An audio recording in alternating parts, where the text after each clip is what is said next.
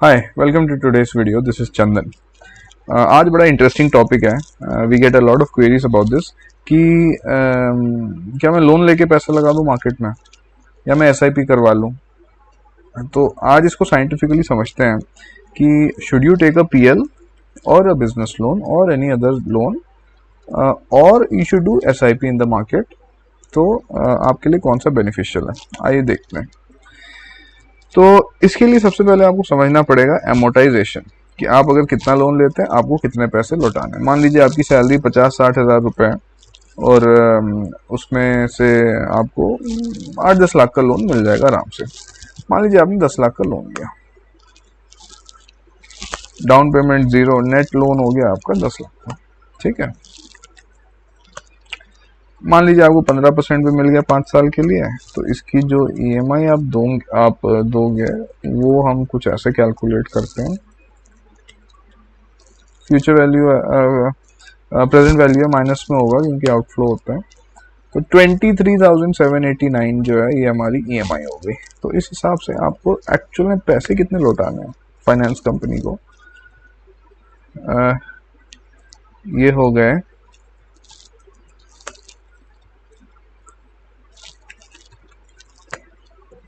ठीक है, ये हो गए आपके 14,27,000 रुपये। तो इंटरेस्ट कितना हो गया, 14,27,000 माइनस 10। तो ये है आपकी एमोटाइजेशन। ये शीट ये बताती है कि 10 लाख रुपए का लोन लोगे 15% पे 5 साल के लिए, तो 23,700 आपकी ईएमआई हो गई। तो ये बनता है आपका 14,27,000 जो आपको लोन कंपनी को लौटाने हैं। ठीक है, एमोटाइजेशन आप समझ गए।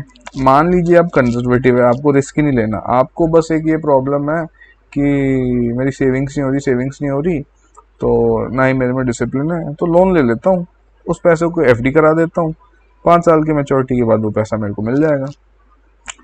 तो यू आर पार्शली करेक्ट, आप ये भी कर सकते हैं। देखिए, आप लोन लेते हैं तो 14,27,000 आपको लौटाना है।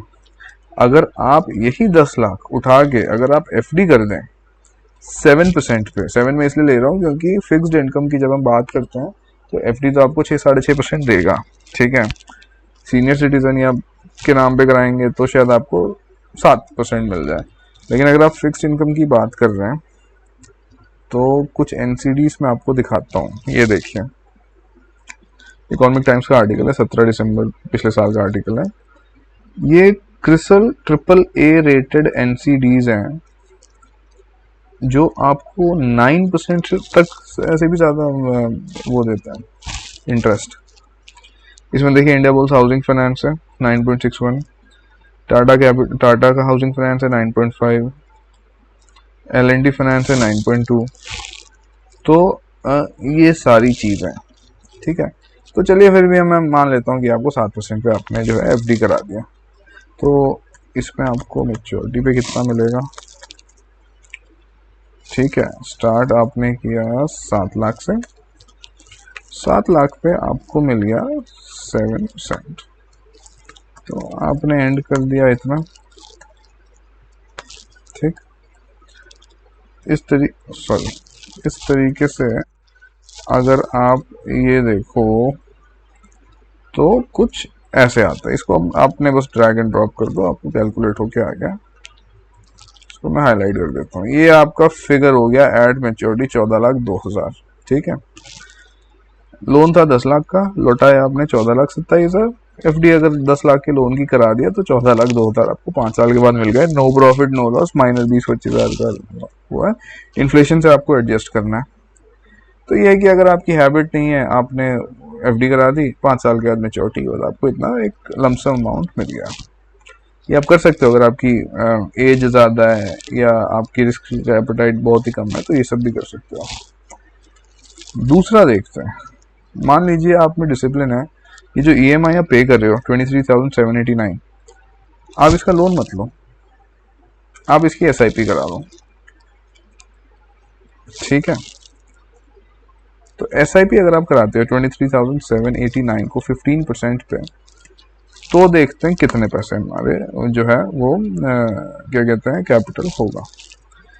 तो इस पे तो आपको इतना वो मिल गया प्रॉफिट। ठीक है। SIP आपने फिर और जोड़ ली by the end of the month, तो टोटल हो गया आपका SIP plus profit plus starting value, ये आपका रोल ओवर हो गया। देखिए, ये देखिए नेक्स्ट मंथ का जो स्टार्ट है ये आपके प्रीवियस मंथ का क्लोजिंग हो गया, और सिमिलरली इस तरीके से आपका SIP का ये जो साइकिल है ये चलता था। ठीक है, इससे हुआ क्या, bye the end of 5 year ये वैल्यू आपको मिल गई इन हैंड।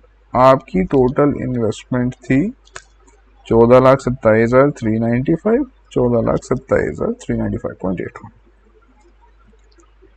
ठीक है, अगर आप FD नहीं कराते, SIP अमाउंट कर देते हो जो भी आपने EMI देना है, तो आपके हो गए 27,57,000। अब यहां से चीजें इंटरेस्टिंग होती है, which is the power of lump sum money. ये तो आप किश्तों में डाल रहे हो, SIP कर रहे हो छोटे छोटे अमाउंट में, लेकिन there is a power of lump sum money. उसका पावर तभी है जब आप लॉन्ग टर्म के लिए लगाते हो। Even 5 years is not a long term, not a very long term, क्योंकि अगर बाजार में मंदी लग गई तो 5 साल की मंदी है तो कुछ भी नहीं मिलेगा आपको। लेकिन हाँ, ये श्योर है कि उसके बाद की तेजी में आपको अच्छा प्रॉफिट होगा। ठीक है, तो अब चीजें इंटरेस्टिंग होती है। अब आप इसमें देखिए, यही 10 लाख रुपए का अगर आप इंडेक्स में लगाओ, अब इंडेक्स का रिटर्न पहले में देखते हैं कि भाई 4-5 साल का क्या चल रहा है इंडेक्स में। तो मैंने सिर्फ इंडेक्स लिया है, ब्रॉडर मार्केट, और जो सेक्टोरल है वो सिर्फ 3 लिया है जो मेरे फेवरेट हैं, जिसपे मैं पैसा लगाता हूँ और इसी पे मैं पैसा बढ़ाता जाता हूँ हर महीने। तो FMCG, बैंकिंग और IT, इनका देखते हैं इनका क्या रिटर्न है। आप निफ्टी इंडिया वेबसाइट में जाएंगे तो आपको ये डैशबोर्ड आ जाएगा, मैं आपको दिखा देता हूँ। आपको यहाँ पे जाना है, मंथली रिपोर्ट्स पे क्लिक करना है, इक्विटी का डैशबोर्ड आ जाएगा, इसको खोल दीजिए। ठीक है, अब ये देखिए, ब्रॉडर मार्केट में हम बेसिकली निफ्टी मिड कैप और स्मॉल निफ्टी 50 मिड कैप और स्मॉल कैप ट्रैक करते हैं। 5 साल का रिटर्न है 12.62, इसका डिविडेंड यील्ड है 1.29, ये है TRI का मतलब होता है कैपिटल गेन प्लस डिविडेंड। अगर आप निफ्टी TRI गूगल भी करते हो तो आपके पास आएगा total return index include both the movement of price और the capital gain and the dividend receive from security. तो इसका हो गया 12.62 प्लस 1.29, ये हो गया TRI पिछले 5 साल का। अगर आप थोड़ा सा रिसर्च करो तो देखो यार, ये कुछ ऐसे ग्रुप्स हैं जो कॉमन हाउस होल्ड है, आदित्य बिरला, महिंद्रा, टाटा, HDFC भी है, ICICI भी है, बजाज भी है, ये सब है। अगर आप टाटा, ये मेरा पर्सनल फेवरेट है टाटा।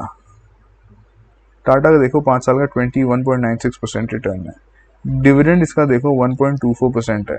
टाटा का 25% कैपिंग, 25% कैपिंग का मतलब है कि इस पोर्टफोलियो में कोई भी स्टॉक की holding is not more than 25%। ठीक है, इसका रिटर्न देखो 18.97 5 साल का, इसका डिविडेंड देखो 1.35 5 साल का। नीचे आ जाओ, सेक्टोरल इंडेक्स देखो, बैंकिंग में 8.75 5 साल का, 0.59 डिविडेंड यील्ड है। FMCG देखिए 12.36 है, IT देखिए 24.53 है। IT का डिविडेंड भी अच्छा है, 2.24 है। बहुत ही जबरदस्त रिटर्न है, बहुत ही जबरदस्त। ठीक है, तो अब मैं आपको XIR इसका इंटरनल रेट ऑफ रिटर्न निकाल के दिखाता हूँ। अगर आपको लगता है 5 साल भी छोटा है, अगर आप थोड़ा लंबा भी सोचते हो, तो देखिए मैं निफ्टी से चालू करता हूँ। आपको ट्रेडिंग व्यू पे जाना है, यहाँ से आपको लगाना है निफ्टी। ठीक है, ये देखिए निफ्टी की क्लोजिंग आज की है 17,340, आज की क्लोजिंग है 17,340। स्टार्टिंग वैल्यू क्या है हमारे पास, स्टार्टिंग वैल्यू इस निफ्टी की देखिए, यहाँ पे देखना है आपको जो क्लोज वैल्यू है। ठीक है, 2 जुलाई 1990 को 347.45,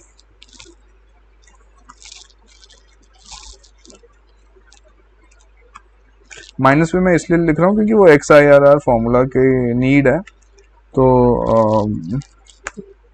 वो हम माइनस में लिखते हैं। स्टार्ट ये हो गया years, number of years which is 32.08 साल का डेटा है ये।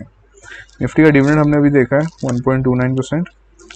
ठीक है, FMCG का डिविडेंड हमने देखा है अभी 1.87, IT का 2.24, बैंकिंग का है 0.59। ठीक है, FMCG का 1.24, बैंकिंग का 0.59, 2.24 IT का। ठीक है, 2.24 IT का, FMCG का 1.87 है, सॉरी सॉरी। अब लगे यहाँ तो FMCG का भी डेटा देख लेते हैं। काफ़ी लंबा डेटा है ये तो, डोंट वरी, ये सब कुछ एवरेज हो जाता है। इसका डेटा देखिए आप, FMCG का 42,526 की आज की क्लोजिंग है। 42,526 को आज की क्लोजिंग है। स्टार्टिंग कब है इसकी? 1 जनवरी 96 की है, 950.5।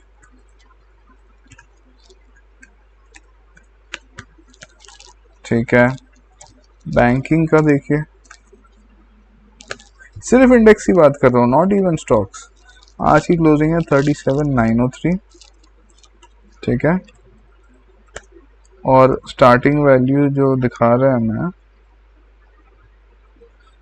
3 जनवरी 2000 का है, 1148.9।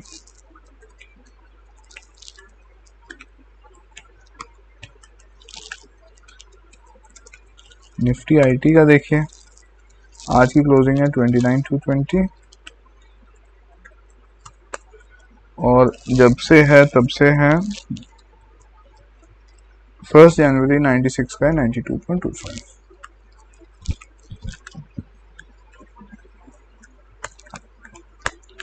कितना था?